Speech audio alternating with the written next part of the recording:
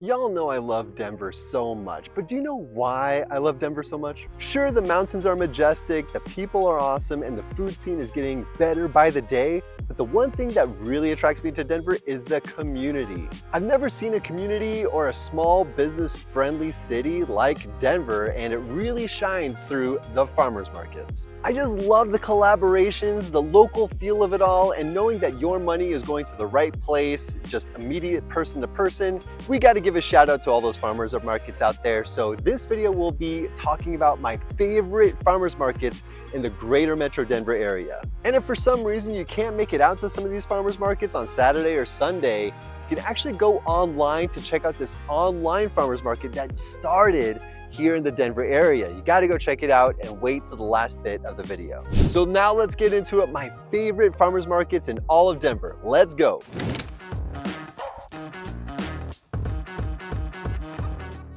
Before we start, did you know I actually hosted a podcast called Big Locals Podcast? It featured a lot of the small businesses and communities and fundraisers all around town, and you can actually still listen to it on Spotify, iTunes, or wherever you listen to podcasts. And unfortunately, it's not going anymore, but what I did learn about my interviews with these small businesses and entrepreneurs is that it's tough out there, and they are actually very appreciative of the Denver community because they would not have made the business that they could have if it weren't for the Denver community. And so a lot of these businesses started up in COVID, like 2020, 2021, and when everything was shut down and they got furloughed, they decided to invest in themselves and start a business of their own. And I think that's awesome.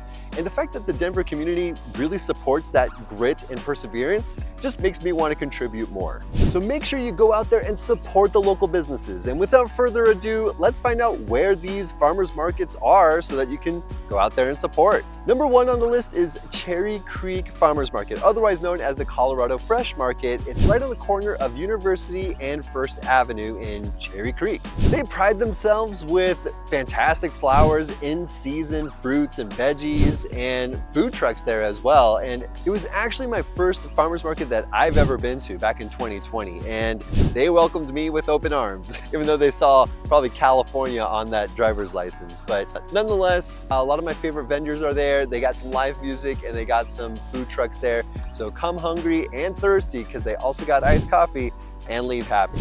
So Colorado Fresh Markets, or Cherry Creek Market, starts off May 4th on Saturday and will happen every Saturday until October-ish, maybe November-ish. So definitely get out there and enjoy it. And here's some of my favorite local vendors. So I'm really hoping to see fresh from the farm fungi, reunion bread, Sati cold brew, and don't get your iced coffee at home. Make sure you just go there thirsty and get caffeinated at the farmer's market. And also Oso Rojo hot sauce, one of my favorite hot sauces out there. And make sure you bring a reusable bag. I'm sure every time I go, I forget a bag and I end up having to, purchase one or something like that. So make sure you bring a reusable bag. You're gonna need it. The next one on the list is the South Pearl Street Farmers Market. It's on the blocks of 1400 and 1500 South Pearl Streets. Fantastic location. I'd say this is probably the busiest one and one of my favorites, in all regards. Not only is the market pretty cool, it's actually in a great location where it's almost in this historical district of South Pearl Street where even the neighboring local businesses have a lot to contribute for those farmers market goers. And like Cherry Creek Farmers Markets, it's gonna have live music, baked goods, some caffeine for you. Just go hungry, leave happy, and know that you supported local businesses. This one, I believe, will be every Sunday starting May 5th.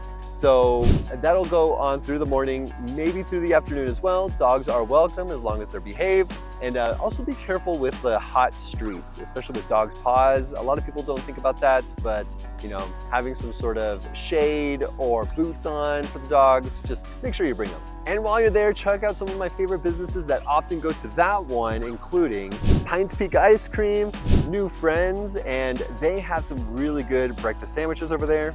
Buckin' Nuts, you gotta go try that one. Fantastic flavors, and they fry the peanuts so you can even eat the shell. And make sure you go check out The Easy Vegan. Sometimes they have a food truck out there, but I think most of the times they have like a canopy selling their food out there, and it is all vegan. And don't let that deter you if you are a carnivore, because my dad is a carnivore. He loves his barbecue, things like that, and he actually enjoyed the Easy Vegan.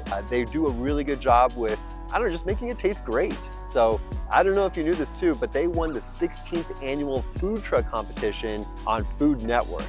You gotta go check them out, The Easy Vegan. The next one on the list is number 3, the Denver Central Market. Really cool place. It's actually in the heart of downtown, and it's a brick and mortar. And I had no idea this actually existed, but you gotta go check them out. So yeah, it's not your typical farmer's market. So you got 11 vendors there. They're gonna be stationed there for the whole time. So it's 11 vendors all in one place in the heart of Rhino. Really convenient location, especially if you just wanna walk around downtown Denver, go check out Denver Central Market.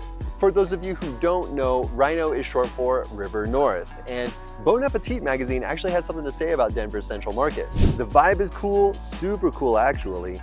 DCM is smack in the middle of Rhino, Denver's artsy industrial neighborhood. And those 11 vendors are Vero Italian, Culture Meat and Cheese, Green Seed, High Point Creamery, Crema Bodega, Curio, Tammons Fish Market, Temper Chocolates and Confections, The Local Butcher, Izio Artisan Bakery, and Lunchbox. Good location, good food, good scene. What's there not to love? And DCM is open 7 days a week because it's in a brick and mortar. So really convenient for you. You can go in any day of the week. I believe it's just closed on holidays, but just check online to make sure. Now, number 4 on the list is City Park Farmers Market. A great location, and this one feels like an authentic farmers market where it's in a big old park. There's a fountain, big tree with some shade so you can just relax, enjoy the food, the drinks with the kids or the whole family. Yeah, it feels pretty authentic as far as farmers markets go. I will warn you that it can get busy. It's a madhouse on like really sunny days, especially when it's like a Saturday, where it happens every Saturday. I believe it starts early May as well, so probably May 4th. Dog friendly, and yeah, just make sure you get there a little bit early, and there will be food trucks. Not sure about live music, but sometimes they even have a run club happening before the farmers market starts around 9 o'clock. So I don't know, if you're into running, go run and build up those calories that you lost running by eating some baked goods, especially following these guys. So some of those vendors that are usually there and I highly suggest you go check out are Moon Raccoon Bakery, Third Bird Kombucha, The Boozy Botanist, and Yummy Lotus Pepper Jams. And another one of my vendors that was there for a long time, I'm not sure if he'll be there this season, but I mean, I regularly saw him there every Saturday at the City Park Farmers Market's samosa shop, Chef Dave. Fantastic samosas. He's upgraded to a more regular spot, a brick and mortar spot. So I just love the upgrades that these small businesses are doing. It just brings a warmth and a fire under my heart. And he probably wouldn't be able to do it if it weren't for you guys or the Denver community. Just go support local. I mean, I don't gotta say it any more times. I won't bother you anymore, but just a constant reminder. Oh my gosh, it's getting dark. I'm actually over at Cosmic Campground in New Mexico, so hopefully I can get this done before it gets too dark.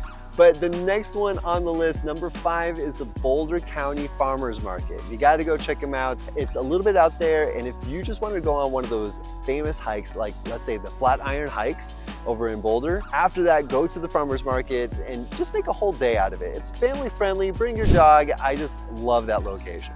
But let's say you don't have enough time to go walk around and enjoy the actual scene of the farmers market, but you still want to shop local, you can actually order online. And if you go online to the Boulder Farmers Market and put in some of your favorite foods, drinks, whatever it might be, you can actually drive over there, pick it up, and head on home without having to find parking and all that good stuff. And if you do order something from Boulder, you got to go check out some of their meats out there. And some of the best meats that I've ever tried is Better Boulder Wagyu. And this from skirt steak to ribeye to prime rib, they got it all for you. It's just something you got to enjoy at least once, especially straight from the Colorado farms. And so last but not least, I got to give a shout out to Pine Melon, a local Denver company that is bringing the farmers and farm to table situation online so you can support local without having to travel to all these different places. And on the website, you can filter out with different things. For example, you can have